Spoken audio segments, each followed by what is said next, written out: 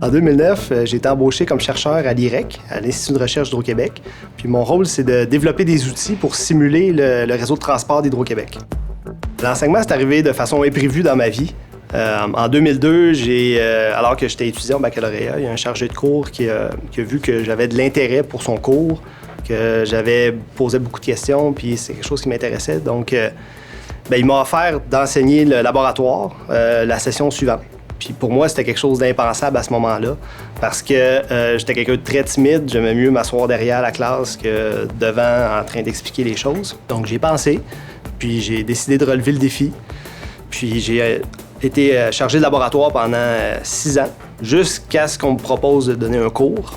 Puis là, ça fait 8 ans que j'enseigne, donc aujourd'hui, je peux dire que je suis un enseignant pleinement accompli. Pour faire la différence, il faut, moi j'appelle ça faire un spectacle avec les étudiants. Puis le problème, c'est qu'en parallèle avec mon spectacle, il y a d'autres spectacles sur les tablettes, sur les ordinateurs portables, sur les cellulaires. On n'a pas le choix de se rafraîchir et de s'améliorer pour se distinguer par rapport à ces spectacles-là. Donc on change tout le temps la mise en scène du spectacle pour capter l'intérêt des étudiants. Les étudiants ils aiment beaucoup quand je partage avec eux mon parcours comme étudiant, baccalauréat, maîtrise et aussi comme chercheur à l'IREC. Puis pour moi, c'est important de leur expliquer qu'est-ce qu'ils vont retrouver sur le marché du travail. Inévitablement, c'est quand on fait, par exemple, des études supérieures, on est porté avec une maîtrise, par exemple, à avoir accès à des projets plus attrayants qui ont plus d'impact.